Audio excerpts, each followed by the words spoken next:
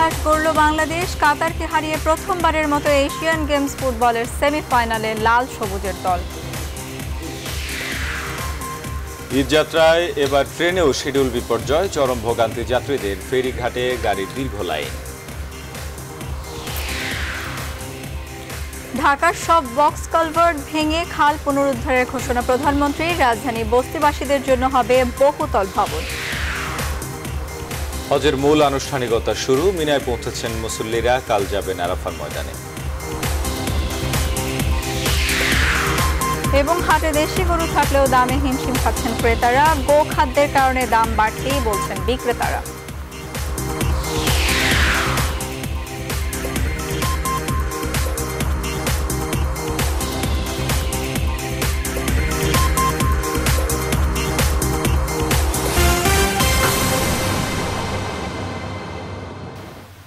স্বাগত নিউজ 24 সংবাদের সঙ্গে আছি শেখ জায়েদ এবং আমি সঞ্জিদা ইসলাম। দেখছিলেন শিরোনাম।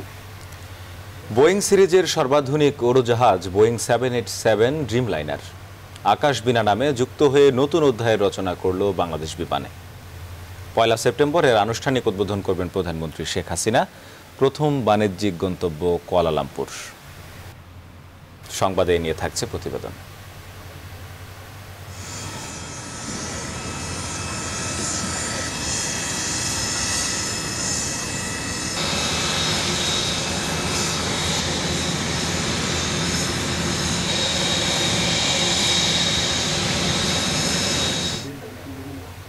শুরুতে এশিয়ান গেমস ফুটবলের খবর।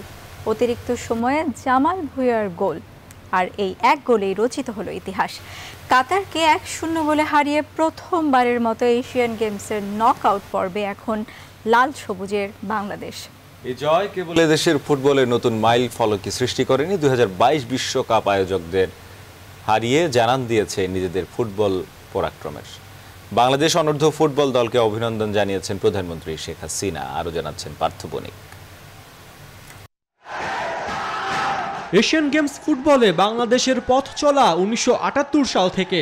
40 বছরের এই লম্বা পথ পরিক্রমায় প্রথম রাউন্ড থেকে বিদায় ছিল বাংলাদেশ ফুটবল দলের একমাত্র নিয়তি। কিন্তু এবার আর তা নয়।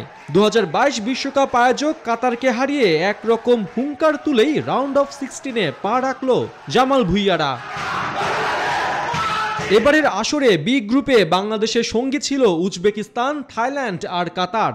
প্রথম ম্যাচেই উজবেকদের বিপক্ষে 3-0 গোলে হার, আর পরের ম্যাচে থাইল্যান্ডের বিপক্ষে 1-1 গোলে ড্র। কিছুটা হতাশ হলেও আত্মবিশ্বাস হারায়নি জেমিডের স্কোয়াড, আর তার ফলই কাতারের বিপক্ষে 1-0 গোলের অবিস্মরণীয় এই জয়। গেল সেপ্টেম্বরে এএফসি অনূর্ধ্ব 16 চ্যাম্পিয়নশিপের বাছাই পর্বে কাতারকে 2-0 গোলে উড়িয়ে দিয়েছিল বাংলার কিশোররা। সেটাকে প্রেরণা হিসেবে নিয়ে ইন্দোনেশিয়ার চন্দ্রভাগা স্টেডিয়ামে এদিন মাঠে নামে বাংলাদেশ দল। বল দখলে পিছিয়ে থাকলেও লাল সবুজরা এদিন আক্রমণ শানিয়েছে সমান তালে। গোলবারের নিচে এদিন আশরাফুল ইসলাম রানা যেন হয়ে উঠেছিলেন ইতালির জিয়ান লুইজি বুফন। তার দৃঢ়তায় অনেক সহজ সুযোগ থেকেও গোল আদায় করতে পারেনি কাতার। নির্ধারিত 90 মিনিটেও যখন ম্যাচ গোলশূন্য সমতায়, তখনই ত্রাতা হয়ে আসেন অধিনায়ক জামাল ভুঁইয়া। অসাধারণ শটে প্রতিপক্ষের কিপারকে বিট করে দল কেনে দেন জয়সূচক গোল, সাথে বাংলাদেশকে নিয়ে যান রাউন্ড অফ 16-এ। 24 আগস্ট দ্বিতীয় রাউন্ডে বাংলাদেশের প্রতিপক্ষ হবে এফ গ্রুপ রানার আপ দলটি। পার্থ বণিক, নিউজ 24। অনেকে ছাড়বো। এবার ঈদযাত্রার খবর। ঈদযাত্রার তৃতীয় দিনে রাজধানীর কমলাপুর রেল স্টেশনে ঘরমুখ যাত্রীদের উপচে পড়া ভিড়। ট্রেনের শিডিউল বিপর্যয় নিয়ে সকাল থেকেই চরম ভোগান্তিতে পড়েন অনেকে। একই অবস্থা সড়ক পথেও। ঢাকামুখী পশুবাহী ট্রাকের কারণে বাসের জন্য ঘন্টার পর ঘন্টা অপেক্ষা করতে হচ্ছে যাত্রীদের। সহকর্মী ফখরুল ইসলামকে সঙ্গে নিয়ে বিস্তারিত জানাচ্ছেন শাফিয়াজ রাসনা। পরিবার আর প্রিয়জনের সঙ্গে ঈদের আনন্দ ভাগাভাগি করতে রাজধানী ছাড়ছেন কর্মজীবী মানুষ। রোববার রাজধানীর কমলাপুর রেল স্টেশনে যাত্রীদের উপচে পড়া ভিড় দেখা যায়। জীবনের ঝুঁকি নিয়ে ট্রেনের ছাদে চড়েও ঘরে ফিরছেন অনেকে। উত্তরাঞ্চলের ট্রেনগুলো সময় মতো ছেড়ে যায়নি। প্রতিটি ট্রেনই 3 থেকে 4 ঘন্টা দেরি করে ছেড়েছে। ট্রেনের এই শিডিউল বিপর্যয়ের কারণে যাত্রীদের ভোগান্তিতে পড়তে হয়। তারপরও হাসি মুখে এই কষ্টকে মেনে নিয়েছেন সবাই। কিছু করার নেই, কষ্ট করে যাইতে হবে। বাড়িতে যাচ্ছি ঈদ করতে। বাড়ি যাচ্ছি, সবার সঙ্গে ঈদ করতে পারবো, এটাই আর কি সবচেয়ে বড় পাওয়া। যদিও অপেক্ষা করলাম অনেক সময় ধরে, প্রায় 2.5 ঘন্টার মতো হয়ে যাচ্ছে, তারপর ভালো লাগতেছে। দুপুরে কমলাপুর রেল স্টেশন পরিদর্শনে আসেন পুলিশ মহাপরিদর্শক। আসন সংখ্যা সীমিত থাকার কথা মেনে নিয়ে তিনি জানান প্রশাসন কি পদক্ষেপ নিয়েছে। আমরা সকলের সহযোগিতায় একটি নিরাপদ ঈদের যাত্রাটা যাতে সবাই শুভ হয়, সবাই যাত্রী নিরাপদে ফিরে যেতে পারেন, তাদের প্রিয়জনের কাছে যেতে পারেন এবং ঈদ করে আবার যাতে নিরাপদে ফিরে আসতে পারেন তার কর্মক্ষেত্রে, এই আশাবাদ ব্যক্ত করছি। এদিকে ঢাকামুখী পশুবাহী ট্রাকের কারণে সড়কপথেও যাত্রীদের দুর্ভোগ পোহাতে হয়েছে। তারপরও কষ্টের মাঝে বাড়ি ফিরতে পেরে খুশি অনেকে। সকাল 9টায়, বাট এখনো আপনার গাড়ি বলছে ওরা ফ্রিতে জ্যাম আছে, যার কারণে ফ্রিতে আসতে লেট হচ্ছে। বাড়িতে গেলে তো ইনশাল্লাহ ভালো কাটবে, কিন্তু এখন তো অবস্থা খুবই খারাপ। বাড়িতে মা বাবা বা ভাই বোন আছে, সবাই তাদেরকে নিয়ে আর কি আনন্দ ভালোই হবে আর কি। গাবতলী বাস টার্মিনালে আসেন সড়ক পরিবহন ও সেতু মন্ত্রী ওবায়দুল কাদের। তিনি দাবি করেন সড়কে গাড়ি ধীর গতিতে চললেও ভোগান্তি কিছুটা কম, যাতে করে কোনো অবস্থায় কোথাও যাত্রীদের অতিরিক্ত সময় স্টাক আপ মধ্যে না পড়তে হয় এবং যাতে ভোগান্তি সহনীয় মাত্রায় থাকে। পথের শত ভোগান্তি শেষে এবারের ঈদ যাত্রা হবে নিরাপদ, এমন প্রত্যাশা সবার। শাফিয়াস রাস্তা, নিউজ 24, ঢাকা। সড়ক পথে বাড়ি ফেরার আরও খবর জানবো সহকর্মী আশিকুর রহমান শ্রাবণের কাছ থেকে। তিনি আছেন রাজধানীর মহাখালী বাস টার্মিনালে। শ্রাবণ, বাড়ি ফেরার সড়ক কেমন দেখছেন? যারা বাড়ি ফিরছেন তারা কি বলছেন? টার্মিনালে ভিড় কেমন দেখছেন?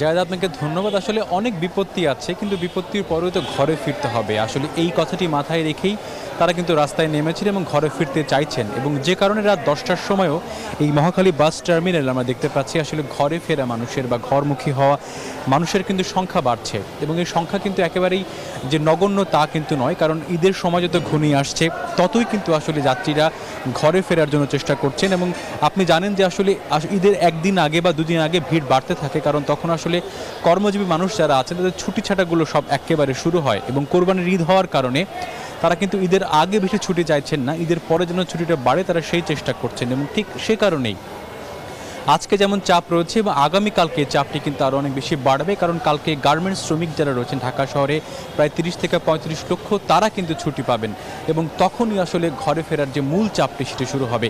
একটু রাস্তার কথা আপনাকে বলতে চাই একেবারেই সংক্ষেপে, সেটি হচ্ছে যে ঢাকা থেকে যে সমস্ত গন্তব্যে বাস ছেড়ে যাচ্ছে সেই সমস্ত গন্তব্যে আমরা জানতে পেরেছি যে আবদুল্লাহপুর এবং গাজীপুরে যে সমস্ত বাসগুলো আছে সেখানে কিন্তু গাজীপুর চৌরাস্তায় সাংঘাতিক যানজটে সেগুলো পড়ছে, এবং সে কারণে আর সেখান থেকে যাত্রীরা যে আসছে ঢাকা শহরে যে বাসগুলো আসছে তারা কিন্তু প্রায় 2-2.5 ঘন্টা পর্যন্ত লেট করছে। এদিকে উত্তরবঙ্গের যে আসলে ঢাকা টাঙ্গাইল মহাসড়ক আছে সেই মহাসড়কে কিছুটা তুলনামূলক স্বস্তি আছে, গাড়ি যদি সেখানে ধীর গতিতে চলছে তারপরেও কিন্তু সেখানে পুরোপুরি 4 লেন চালনা হওয়ার কারণে একটু সমস্যা হচ্ছে। আর বড় ভোগান্তির কারণ হচ্ছে সেটি হচ্ছে যে পাটুরি এবং দৌলতদিয়া ঘাটে যে ফেরি পারাপার করতে হয় সেখানে অনেক মানুষ অনেক সময় ধরে ফেরি পারাপারে দাঁড়িয়ে থাকতে হচ্ছে, এবং যে কারণে প্রায় 6 থেকে 7 ঘন্টা এবং কোনো কোনো ক্ষেত্রে 8 ঘন্টা পর্যন্ত বিলম্ব হচ্ছে বলে আমাদের কাছে তথ্য আছে।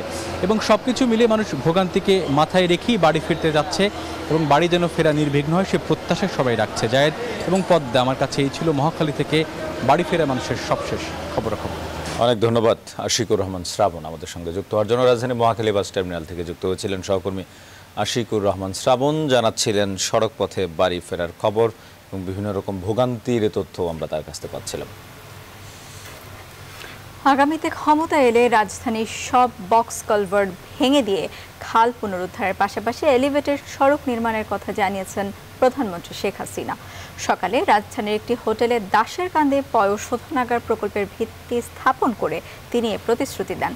এ সময় উন্নয়ন কাজের খুঁত ধরে যারা অযথা সময় নষ্ট করেন তাদের বিরুদ্ধে সবাইকে সতর্ক থাকার পরামর্শ দেন সরকার প্রধান।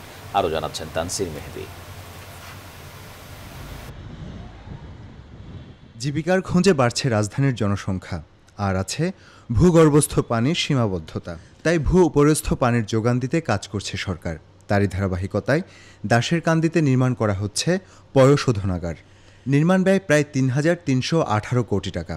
সরকারের পাশাপাশি এই প্রকল্পে অর্থায়ন করছে চীনের এক্সিম ব্যাংক। নির্মাণ কাজ শেষ হলে দিনে 50 কোটি লিটার পয়ঃবর্জ্য পরিশোধন করা সম্ভব হবে। ভিত্তিপ্রস্তর স্থাপন ঘোষণার জন্য আপনাকে আন্তরিকভাবে কৃতজ্ঞতা জানাচ্ছি। প্রকল্পটির ভিত্তি স্থাপন করে প্রধানমন্ত্রী শেখ হাসিনা বলেন, শহরের পাশাপাশি গ্রামীণ জনপদেও নাগরিক সেবা পৌঁছে দিতে চায় তার সরকার।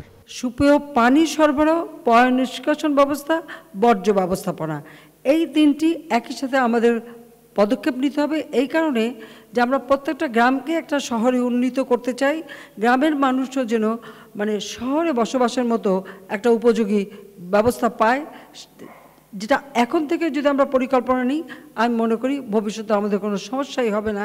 বন্যাসহ প্রাকৃতিক দুর্যোগ মোকাবিলা, কৃষির উন্নয়ন আর বৃষ্টির পানি সংরক্ষণের গুরুত্ব তুলে ধরে প্রধানমন্ত্রী আরও বলেন, নদী খনন করা ছাড়া দেশ রক্ষার বিকল্প নেই। রাজধানীর জলাবদ্ধতা নিরসনেও নিজের পরিকল্পনার কথা জানান তিনি। আমাদের তো সময় শেষ, আগামী ডিসেম্বর ইলেকশন, যদি আগামীতে আসতে পারি তো আমার একটা টার্গেট লক্ষ্য থাকবে, প্রত্যেকটা বক্স কালভার্ট ভেঙে ফেলে দেবো আমি। আশা করি পর্যাপ্ত টাকা পয়সা হবে আমাদের, আর ওই বক্স কালভার্ট করে ওই খালগুলি উন্মুক্ত করে দেব, আর খালের উপর থেকে এলিভেটেড রাস্তা করে দেব। প্রধানমন্ত্রী বলেন, জনগণের জীবনমানের উন্নয়নে নেওয়া হচ্ছে দাসের কান্দির মতো নানা প্রকল্প, তবু উন্নয়ন কাজে নানা বাধা আসছে বলে অভিযোগ করেন শেখ হাসিনা।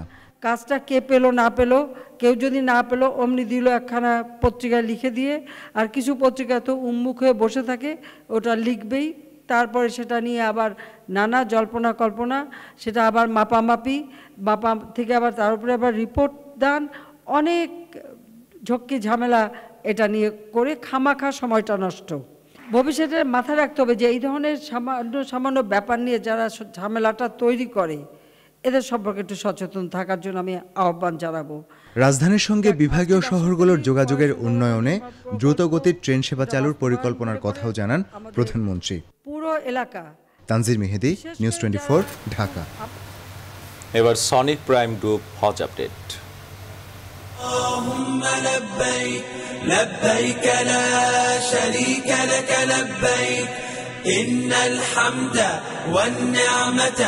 لك والملك لا شريك لك لبيك اللهم শুরু হয়েছে হজের মূল আনুষ্ঠানিকতা। মক্কা থেকে মুসল্লিরা এখন অবস্থান নিয়েছেন তাবুর শহর মিনাতে।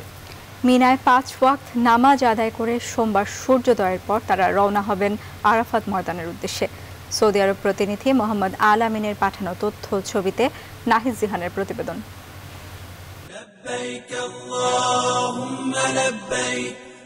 লাব্বাইক ধ্বনি তুলে শনিবার বিকাল থেকে মিনায় আসা শুরু করেন হাজিরা। রোববার রাত থেকে সোমবার সূর্যোদয়ের পরপরই মিনা থেকে হাজিরা রওনা হবেন 15 কিলোমিটার দূরে আরাফাতের ময়দানের উদ্দেশ্যে। সেখানে বেলা 12টার দিকে মসজিদে নামিরা থেকে হজের খুতবা দেবেন মদিনার মসজিদে নববীর ইমাম ও খতিব ডক্টর হুসাইন বিন আব্দুল আজিজ আল শাইখ। এখন আমরা হজের মূল কাজ করার জন্য মিনায় রওনা করছি। আল্লাহ আমাকে হজ করুক, কবুল করুন এবং দেশবাসী আমাদের দোয়া করুন। সন্ধ্যা পর্যন্ত আরাফাতের ময়দানে অবস্থানের পর হাজিরা রওনা দেবেন 13 কিলোমিটার দূরে মুজদালিফার উদ্দেশ্যে। সেখানে মাগরিব এবং এশার নামাজ একত্রে আদায় করবেন হাজিরা। এরপর খোলা আকাশের নিচে রাত্রি যাপনের পাশাপাশি প্রতীকী শয়তানকে নিক্ষেপের জন্য পাথর সংগ্রহ করবেন তারা। পরদিন সকালে জামারায় পাথর নিক্ষেপের জন্য মুজদালিফা থেকে মিনায় ফিরবেন তারা। পাথর নিক্ষেপের পর পশু কোরবানি এবং মাথা মুন্ডন করে মক্কা গিয়ে কাবা শরীফ তাওয়াফ এবং সাফা মারওয়া অতিক্রম করে আবার মিনায় ফিরে যাবেন হাজিরা। এরপর বিদায় তাওয়াফ করে মক্কা ত্যাগ করবেন হাজিরা।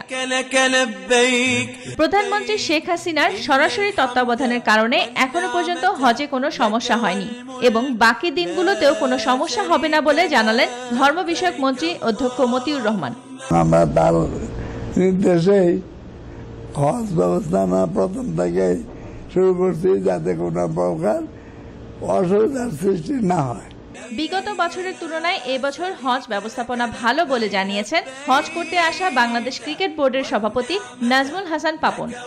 বাংলাদেশ সরকারকে এবং সৌদি সরকারকে এই এত সুন্দরভাবে এই হজ এবারের হজটা আমি দেখতে পেলাম, সেজন্য আমি ধন্যবাদ জানাচ্ছি। এবছর বিশ্বের বিভিন্ন প্রান্ত থেকে 20 লাখের বেশি ধর্মপ্রাণ মুসলমানের হজ ব্রত পালন করার কথা রয়েছে। হজকে সুন্দর এবং সুষ্ঠু করতে ব্যাপক প্রস্তুতি হাতে নিয়েছে সৌদি সরকার। নাহিদ সিহান, নিউজ 24। এবারে স্বপ্নধারা সৌজন্যে গরুর হাটের খবর।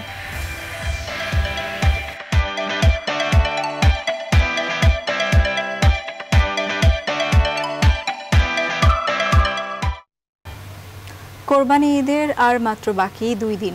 এরই মধ্যে রাজধানীর কোরবানির পশুর হাটগুলো জমে উঠেছে। হাটগুলোয় পর্যাপ্ত দেশি গরু থাকলেও চড়া দাম বলছেন ক্রেতারা। অন্যবারের তুলনায় এবার কোরবানির পশু ক্রয় করতে হিমশিম খেতে হচ্ছে বলে জানান ক্রেতারা। তবে পশু বিক্রেতাদের দাবি, গোখাদ্যের দাম চড়ার কারণে দাম হাঁকাতে হচ্ছে বেশি। রাজধানীর হাটগুলো ঘুরে এসে জানাচ্ছেন হাসান পারভেজ।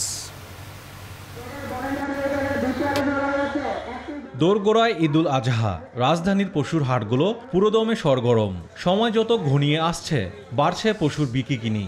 গেল কয়েকদিনের তুলনায় রোববার হাটে ক্রেতাদের আগমন ঘটে একটু বেশি। পছন্দের কোরবানি পশু কিনতে পেরে উচ্ছ্বাস প্রকাশ করেন ক্রেতারা। এবারের হাটে পর্যাপ্ত দেশি গরু, তাই ভালো দাম পাওয়ার আশায় বিক্রেতারা। তবে অন্যবারের তুলনায় এবার কোরবানির পশুর দাম চড়া।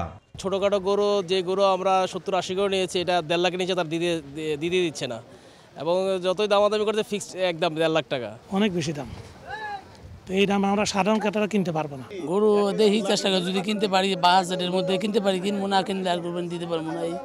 দেশি খামারি ও ব্যক্তি পর্যায়ে পালিত গরু এবং ব্যাপারীদের আমদানি করা গরুই বেশি, দাম বেশি ক্রেতাদের। এই অভিযোগ মানতে নারাজ তারা। বিক্রেতারা বলছেন, গরুর খাদ্য এবং অন্যান্য খরচ হিসেব করলে লাভ খুব একটা থাকে না। বর্তমান যে খড় এবং শাল ভুসি যে বাজার, তাতে দেখা যাচ্ছে যে একটা গরু যদি আমরা 1 লাখ টাকা বেশি, এর পিছনে ব্যয় প্রায় 20,000 টাকা, এভারেজ 20,000 টাকা। ওই গরুটা কিনতে হচ্ছে 60,000 টাকা, 80,000 টাকা। তারপরে এখানে আসা যাওয়ার খরচ আছে, এবার কত থাকে আপনারা বিবেচনা করে দেখেন। সব জিনিসের খাদ্যর দাম বেশি, কিন্তু সে হারে দাম হয় না। গরুর দাম তুলনা হিসাবে তারা বলছে বেশি, আমরা বলছি তুলনামূলক। আমাদের যে মাল মাটির যে হারের দাম, সে হারে আমাদের পোষাচ্ছে না। রাজধানীতে স্থায়ী গাবতলীর গরুর হাট সহ মোট রয়েছে 23টি হাট। ঢাকা উত্তর সিটি কর্পোরেশন এলাকায় 10টি এবং দক্ষিণ সিটি কর্পোরেশন এলাকায় 13টি। হাসান পারভেজ, নিউজ 24, ঢাকা। সংবাদে আর একটি বিরতি নিচ্ছি, ফিরছি আরো খবর নিয়ে, সাথে থাকুন।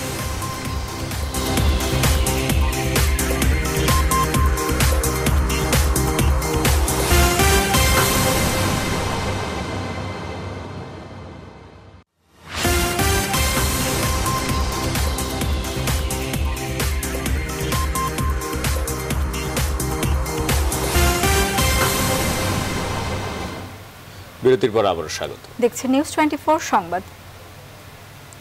বিএনপি হেরে যাওয়ার আশঙ্কায় নির্বাচন থেকে সরে দাঁড়ানোর অজুহাত খুঁজছে। সকালে গাবতলী বাস টার্মিনাল পরিদর্শন শেষে এই মন্তব্য করেন সড়ক পরিবহন ও সেতুমন্ত্রী ওবায়দুল কাদের। এ সময় তিনি অভিযোগ করেন, বিএনপি দেশে নৈরাজ্যকর পরিস্থিতি তৈরি করে 1-11 সৃষ্টির পায়তারা করছে, যা জনগণ প্রতিরোধ করবে। বিএনপি তারা জানে এই নির্বাচনে, জাতীয় নির্বাচনে তারা হেরে যাবে, এবং সে কারণে তারা আজ নির্বাচন থেকে সরে দাঁড়ানোর অজুহাত খুঁজতে পারে, এবং তারা দেশে 2014 সালের মতো ভয়ঙ্কর সহিংসতার পরিবেশ সৃষ্টি করার ব্লুপ্রিন্ট তৈরি করছে। দেশে বিদেশে বসে বিএনপি একাদশ জাতীয় সংসদ নির্বাচনে অংশগ্রহণ করুক, ক্ষমতাসীন আওয়ামী লীগ সেটা চায় না বলে অভিযোগ করেছেন বিএনপি মহাসচিব মির্জা ফখরুল ইসলাম আলমগীর। রোববার দুপুরে স্বেচ্ছাসেবক দলের 38তম প্রতিষ্ঠাবার্ষিকী উপলক্ষে সংগঠনটির নেতা কর্মীদের নিয়ে শেরেবাংলা নগরে বিএনপির প্রতিষ্ঠাতা জিয়াউর রহমানের সমাধিতে পুষ্পস্তবক অর্পণ শেষে সাংবাদিকদের কথা বলেন তিনি। মির্জা ফখরুল বলেন, খালেদা জিয়াকে মুক্ত করে গণতন্ত্র পুনরুদ্ধারের জন্য নির্বাচনে অংশ নেবে বিএনপি। বিএনপি 1-11 ষড়যন্ত্র করছে। আওয়ামী লীগ সাধারণ সম্পাদক ওবায়দুল কাদেরের এ বক্তব্য প্রসঙ্গে তিনি বলেন, 1-11 সাথে বিএনপির কোনো সম্পর্ক নেই। দেশে একটি বিশৃঙ্খলা সৃষ্টি করে গণতন্ত্রকে পুনরায় ফিরিয়ে আনার যে পথ, সে পথকে তারা রুদ্ধ করতে চায়। সংলাপ আমরা বরাবরই চেয়ে আসছি। সংলাপ আমরা বলছি যে সংলাপ ছাড়া কোনো সমস্যার সমাধান হওয়া সম্ভব নয়। মুখে তারা দু একটা কথা বলে, কিন্তু 2004 সালের 21শে আগস্ট গ্রেনেড হামলা মামলার বিচার কাজ শেষ পর্যায়ে। সেপ্টেম্বরে এই মামলার রায় হতে পারে বলে জানিয়েছেন আইনমন্ত্রী আনিসুল হক। সকালে জাতীয় প্রেসক্লাবে সেদিনের গ্রেনেড হামলার শিকার হওয়া নেতাকর্মীদের সংগঠন 21 আগস্ট বাংলাদেশের উদ্যোগে আয়োজিত আলোচনা সভায় এই কথা বলেন তিনি। এই মামলার রায় ঘোষণা হলে অনেক অজানা রহস্য উদ্ঘাটিত হবে, দেশের ইতিহাসের দায় মুক্তি ঘটবে বলেও মন্তব্য করেন মন্ত্রী। অনুষ্ঠানে বিশেষ অতিথি হিসেবে উপস্থিত ছিলেন খাদ্যমন্ত্রী কামরুল ইসলাম ও জাতীয় প্রেসক্লাবের সাধারণ সম্পাদক ফরিদা ইয়াসমিন। ঢাকা বিশ্ববিদ্যালয়ের সাবেক উপাচার্য ডক্টর আ.আ.ম আরিফিন সিদ্দিকের সভাপতিত্বে আয়োজিত অনুষ্ঠানে 21শে আগস্ট গ্রেনেড হামলার দিনে ভয়াবহ নৃশংসতা তুলে ধরেন প্রত্যক্ষদর্শীরা। বঙ্গবন্ধুর যে সোনার বাংলা, স্বপ্নের সোনার বাংলা, সেই সোনার বাংলা বিনির্মাণে শেখ হাসিনা নেতৃত্বে যেভাবে দেশ এগিয়ে চলছে সেখানে কিন্তু থামতে দেওয়া যাবে না। আমরা অপেক্ষা করছি যে আগামী সেপ্টেম্বর মাসেই ইনশাআল্লাহ আমরা 21শে আগস্ট গ্রেনেড হামলা হত্যা মামলার রায়, বিচারিক আদালতের রায় পাব। জাতির জনক বঙ্গবন্ধু শেখ মুজিবুর রহমানের খুনের সঙ্গে জড়িত সবাইকে বিচারের কাঠগড়ায় দাঁড় করাতে না পারার কারণ সম্পর্কে জানালেন সে সময় এই হত্যা মামলার তদন্ত কর্মকর্তা আব্দুল হান্নান খান। নিউ ইয়র্কে এক সাক্ষাৎকারে তিনি জানান, তার দেয়া অভিযোগপত্রে সে সময় মেজর জিয়াউর রহমানের নামও ছিল, কিন্তু বাস্তবতার প্রেক্ষিতে পরে সেই চার্জশিট থেকে জিয়াউর রহমানের নাম বাদ দেওয়া হয়। যুক্তরাষ্ট্র সফরকালে হান্নান খানের এই সাক্ষাৎকার নেন জ্যেষ্ঠ সাংবাদিক লাবলু আনসার। যদি খন্দকার মুশতাককে আসামি করতে পারি, আমি যে মাহবুবুল আলম কাশিকে আসামি করতে পারি, আমি যে প্রথম চার্জশিটটা লিখেছিলাম সেখানে জিয়া রহমান নাম ছিল। যখন রায়টা বেরোলো এই যে তখন এরা কিন্তু রাজনৈতিক যারা ছিল নেতৃবৃন্দ, আওয়ামী লীগের রাজনীতিবৃন্দ, শাহ মোয়াজ্জেম শাহ, আবাইদুর রহমান সাহেব এবং এই তিনজনই কিন্তু ছাড়া পেয়ে। সংবাদে আবারও বিরতি নিয়েছি, ফিরছি একটু পর, সাথে থাকুন।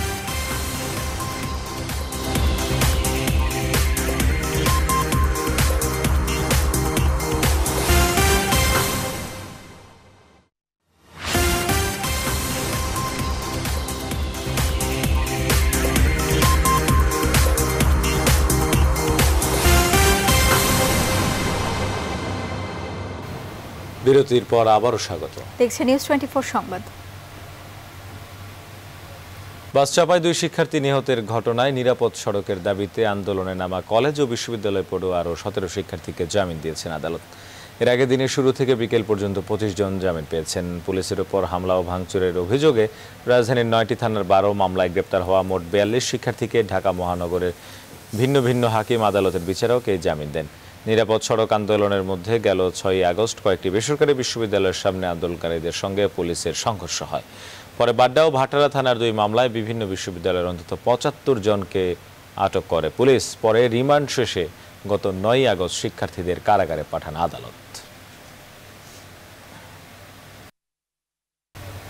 2 দফা গোলাগুলিতে 7 জন নিহতের পর থমথমে পরিস্থিতি বিরাজ করছে খাগড়াছড়িতে।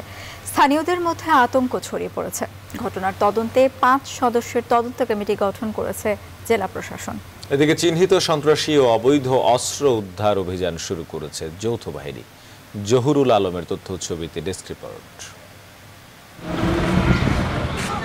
শনিবার দিনে দুপুরে 2 দফা গোলাগুলিতে 7 জন নিহতের পর আতঙ্ক বিরাজ করছে পার্বত্য জেলা খাগড়াছড়ির সর্বত্র। ভয়ে আতঙ্কে যেখানে এই হত্যাকাণ্ডের ঘটনা ঘটেছে সেই স্বনির্ভর বাজারে দোকানপাট এখনও খোলা হয়নি। ঘটনার তদন্তে 5 সদস্যের তদন্ত কমিটি গঠন করেছে জেলা প্রশাসন।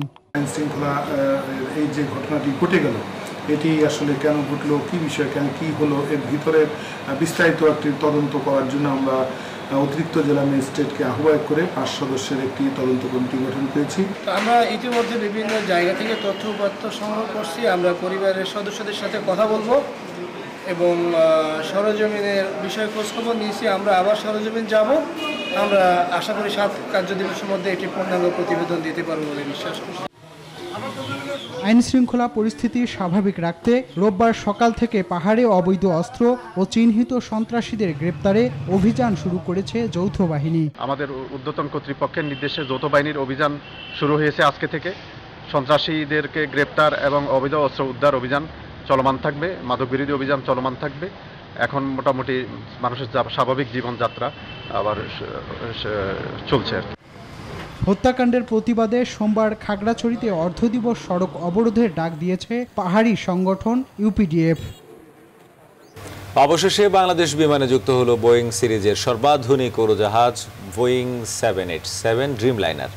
বিকেলে যুক্তরাষ্ট্র থেকে সরাসরি ঢাকার হযরত শাহজালাল আন্তর্জাতিক বিমানবন্দরে অবতরণ করে উড়োজাহাজটি। এই সময় তাকে ওয়াটার ক্যানন স্যালুট দিয়ে স্বাগত জানায় বিমান কর্তৃপক্ষ। আরও জানাচ্ছেন লাকমিনা জসমিন সোমা। পড়ন্ত বিকেলে আকাশবিনার অপেক্ষায় হযরত শাহজালাল আন্তর্জাতিক বিমানবন্দর। সবকিছু যখন প্রস্তুত, ঠিক তখনই আকাশ থেকে মাটিতে নেমে আসে বাংলাদেশ বিমানের নতুন সারথি বোয়িং 787 ড্রিমলাইনার, যার নাম রাখা হয়েছে আকাশবিনা। ঢাকার মাটিতে পা রাখতেই আকাশবিনাকে ওয়াটার ক্যানন স্যালুট দিয়ে স্বাগত জানায় বিমান কর্তৃপক্ষ। চোখের খুব কাছে এসে ধরা দেয় স্বপ্নের ড্রিমলাইনার। স্বপ্নের সিঁড়ি বেয়ে একে একে নেমে আসেন বিমানের চেয়ারম্যান, এমডি সহ এই উড়োজাহাজের প্রথম যাত্রীরা। 20% জ্বালানি সাশ্রয়ী এই উড়োজাহাজে থাকছে অত্যাধুনিক বিনোদন ব্যবস্থা, 3D ম্যাপ, ওয়াইফাই সহ নানা সুযোগ সুবিধা। বিমানটির প্রথম বাণিজ্যিক যাত্রা হবে কুয়ালালামপুর। প্রথম 1 মাস এটা সিঙ্গাপুর এবং কুয়ালালামপুরে চলাচল করবে, যাতে এই এয়ারক্রাফটের কিছু প্রশিক্ষণ এবং এটাকে আমাদের সাথে মানিয়ে নেওয়ার কাজটুকু চলবে। বাংলাদেশ বিমান এই নতুন প্রজন্মের এয়ারক্রাফট নিয়ে আবার নতুন উদ্যমে সামনের দিকে এগিয়ে যাবে। আগামী 1 সেপ্টেম্বর আকাশবিনার আনুষ্ঠানিক উদ্বোধন করবেন প্রধানমন্ত্রী শেখ হাসিনা। চুক্তি অনুযায়ী আগামী নভেম্বরে আরও একটি এবং পরের বছর সেপ্টেম্বরে আরও 2টি ড্রিমলাইনার যুক্ত হবে বাংলাদেশ বিমানে। অতীতের সব গ্লানি মুছে ঘুরে দাঁড়াতে চায় লাল সবুজের পতাকাবাহী বাংলাদেশ বিমান। এজন্য নেওয়া হচ্ছে নানা ধরনের উদ্যোগ। তারই অংশ হিসেবে আজ নিয়ে আসা হলো বোয়িং 787 ড্রিমলাইনার। এরই মধ্য দিয়ে নতুন যুগে পা রাখলো বাংলাদেশ বিমান। লাকমিনা জসমিন সোমা, নিউজ 24, ঢাকা। সংবাদে আবারও বিরতি নিচ্ছি, ফিরব শিগগিরই, সাথেই থাকুন।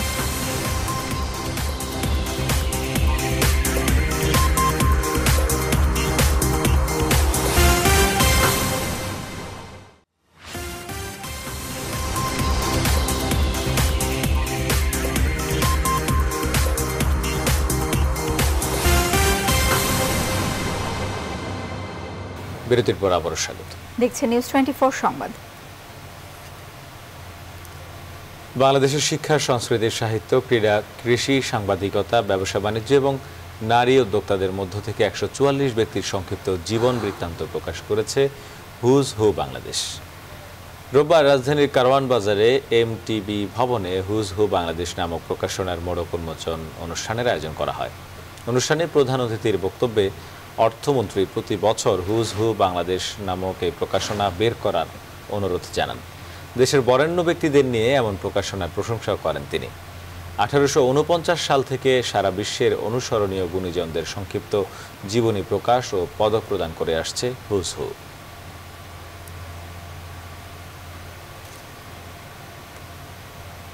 এবার ফার্স্ট সিকিউরিটি ইসলামী ব্যাংক অর্থ বাণিজ্যের সংবাদ।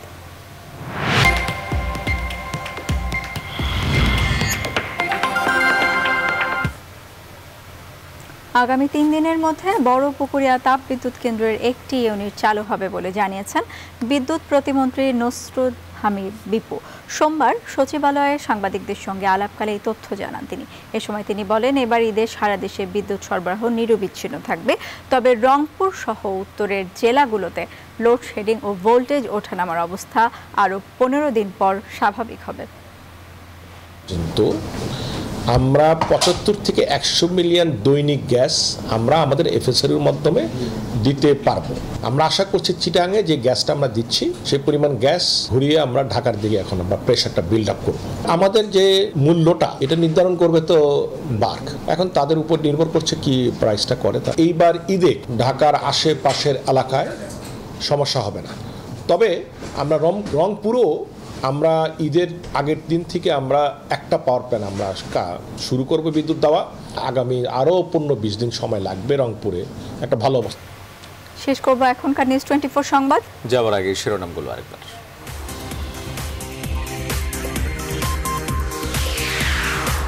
ইতিহাস গড়ল বাংলাদেশ, কাতারকে হারিয়ে প্রথমবারের মতো এশিয়ান গেমস ফুটবলের সেমিফাইনালে লাল সবুজরা।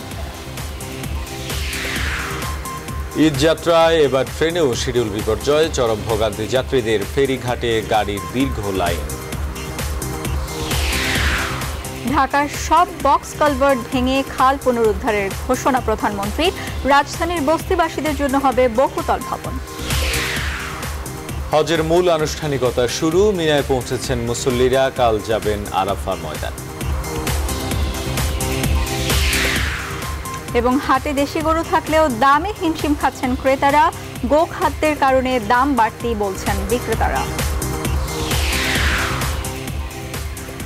আর এই ছিল নিউজ 24 এর রাত 10টার সংবাদ আয়োজন। এরপর দেখবেন নিউজ 24 বিজনেস। এতক্ষণ সাথে থাকায় ধন্যবাদ সবাইকে।